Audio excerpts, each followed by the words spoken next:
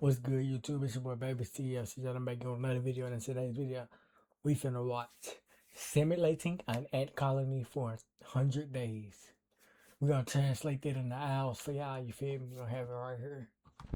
A queen ant. Shout out to Well, in this Terry. video, we'll be giving birth to an entire colony, and they're going to be put to the test against my simulations of real-world events. But currently, she's alone, and she needs to care for her eggs until they hatch into worker ants. And thankfully, it didn't take very long until just that happened. The first worker was born. You see, these are trapjaw ants, a species of ant that has these massive mandibles to cut their prey in half. I already know I be low.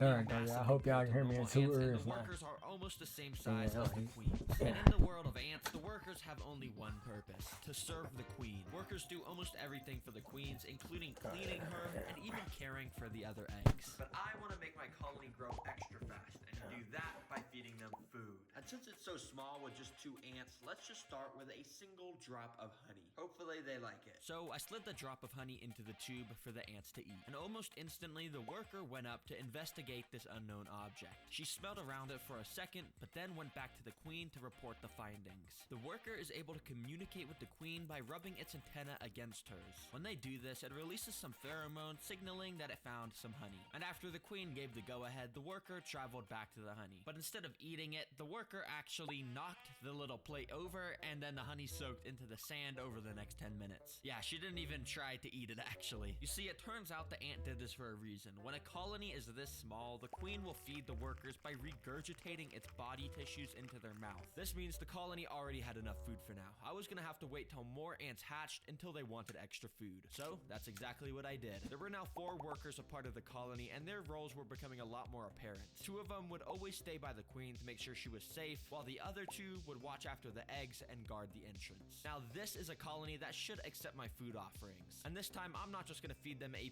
puny drop of honey, it's time for some live prey, baby. Everyone say hello to flightless fruit flies. Quite literally the most depressing animal in the world. Not only are they absolutely minuscule, but it's a fly that can't fly. Like, bro, you had one job and you can't do it. All right, it's a pretty simple process. So first of all, I got this tube with the flightless fruit fly inside of it. And basically, I'm just gonna go and put this up to the ant's tube and carefully remove the cotton ball, and there we go. The fly should now run in there. Hopefully this goes better than the honey. And yeah, basically the fly instantly ran into the ant's tube, so I blocked it up behind him. Now, because this fly is so small, for the first few seconds, it actually went unnoticed, hiding amongst the top of the enclosure, but it didn't take long until the first worker noticed. The ant opened up its jaws and snapped at the fly, but it missed. Quickly, the other workers started to notice, and soon enough, every ant had their eyes on the fly. And thankfully, about a minute later, one of the workers lined up a shot, and boom. Just like that, the fly is definitely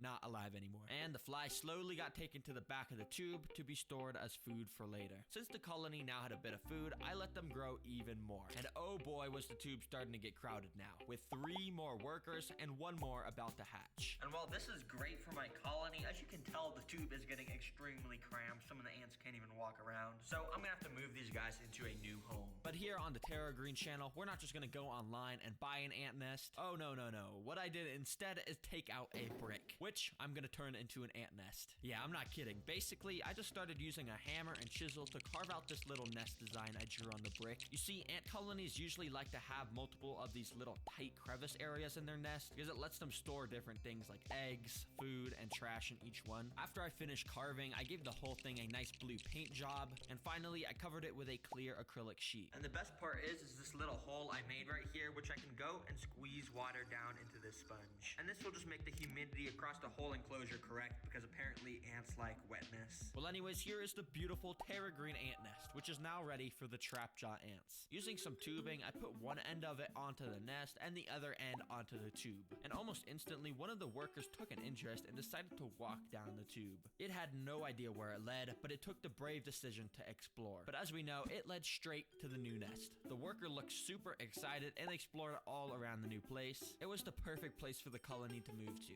so she traveled traveled out of the nest and went straight up to the queen to report its findings. Alright, now that the ants know about the new nest, in order for them to move in, I have to make this one super appealing so then they all want to come over. And I've got a couple things I'm going to do, but first of all, I've got a tube of sugar water, which I'm just going to go and plug into the side of the nest like that. And then I'm going to replace this clear acrylic sheet for now with this little red acrylic sheet. You see, ants like their nest to be very dark inside, so I'm using this red acrylic because it blocks out pretty much all the light, but still lets me see inside a bit. Finally, I just pointed my bright studio light at the tube so they'd be more inclined to move. And it didn't take very long until a few different workers all went in to explore the new nest. Eventually, every ant knew about the new home, and while some grabbed the remaining eggs to move, others, like this worker, escorted the queen through the tube to the new nest. I decided to keep the red acrylic screen on while they're adjusting, and as you can see, they were definitely very active inside, so I left them alone another whole 10 days. And when I came back, not only did another worker or two hatch, the whole colony was now functioning even more smoothly, and it seemed like every ant was always busy doing something. They even found this tight little crevice to keep the queen and all the eggs inside of.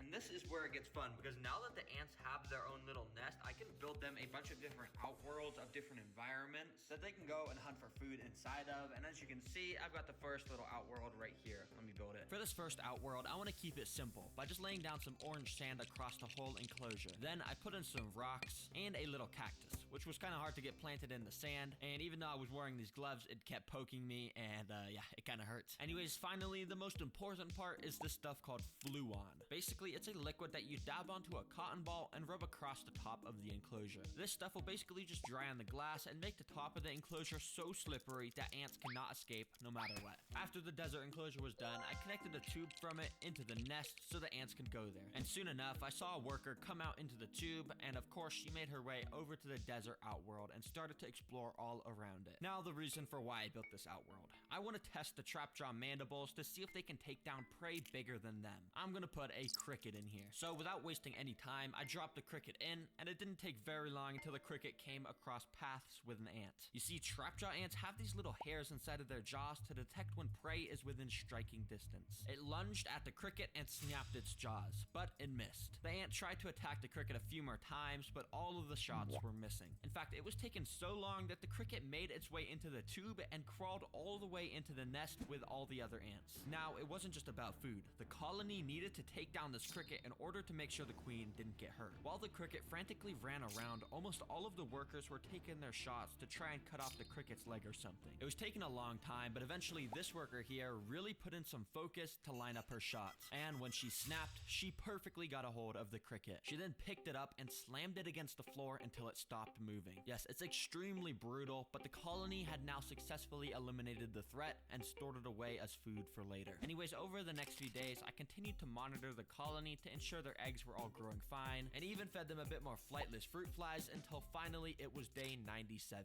The colony now had 12 workers, and of course the queen. But I did actually notice over in the corner of the nest, one of the ants had curled up and had died. It's likely that this dead ant here was one of the founding workers, because sometimes those first ants only have the lifespan of a month or two. Anyways, despite the dead ant, the colony was actually still thriving. And because of that, I think this colony is now ready for an entire new outworld to be built. Because as you can see, they kind of just turned the desert into like a trash dumping ground. So I got out the enclosure and started to build it. For this enclosure, I'm literally making the floor out of just this fake grass material that is nice and bright and green. And for the decorations, I'm keeping it very simple with just these two little pieces of bark. And finally, I just hooked up some tubing so the ants could access the new place. I didn't want to rush them though, so I gave the colony a few days to explore it on their own. And all of the ants were fine on day 98 and day 99.